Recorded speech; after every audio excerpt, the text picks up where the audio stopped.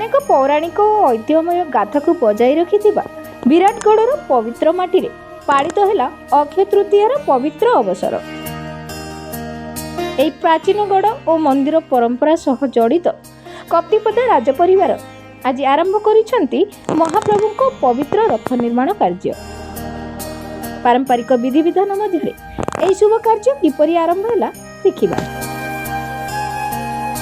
निवासाय नित्याय परमात्मने बलभद्र सुभद्राभ्यां जगन्नाथाय ते नमः।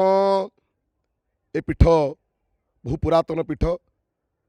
मयूरभंजर हरिबलदेवजी पीठ पर कप्तिपदार दधिभावनजी पीठ तार स्वतंत्रता अद्यावधि बजाय रखिछि। आज प्रातः मुहूर्तरू श्रीजीउंकर नीति संपादन हेबा परे ठाकुरंकर चलंती प्रतिमा रथखड़ा को विजय करथिले। सेठारे श्रीजीउंकर स्नान उपचार होमकर्म संपादन परे कप्तिपदार राजा साहेब सौरभचंद्र पराक्रम बाहु विराट भुजंग मानधाता आसी पूजास्थल में उपस्थित होइथिले। जीउंक आशीर्वाद भिक्षा करने सहित आमर मुख्य महाराणा को वस्त्र प्रदान करी आजिर ए रथ कार्य शुभारंभ करथिले। इतिहासर अनेक अध्याय को साक्षी रहिथिबा विराटगढ़र एही प्राचीन मंदिर रे अक्षय तृतीया दिन आरंभ होईछि रथ निर्माण कार्य।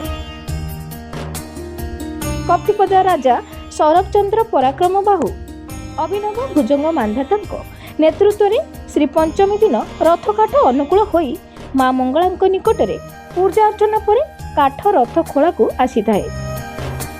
अक्षय तृतीया दिन पूजा अर्चना होम और मंत्र उच्चारण पर काठरे प्रथम आघात दे एही पवित्र कार्य आरंभ करा जाइछि। विशेष करी श्री पंचमी दिन आमर रथ काठ अनुकूल होता है। से दिन माँ मंगलांक निकटरे पूजार्चना करने पर आमर रथ काठ अनुकूल हो रथखड़ा को आसी था। आज आमर विशेष करी माने आमर जो पूर्व परंपरा अनुजाई रीतिनीति संपादन पर रथ कार्य आरंभ माने हब। पुराना परंपरा अनुसार प्रतिवर्ष एही दिनरू रथ तैयारी काम आरंभ हुए जहाँ रथ यात्रा पर्यंत चली थाए। भक्त मानक मध्य आज अपार उत्साह और भक्तिर परिवेश देखा जाइछि। कप्तिपदारू विक्रम केशरी साईंको रिपोर्ट विकास वार्ता।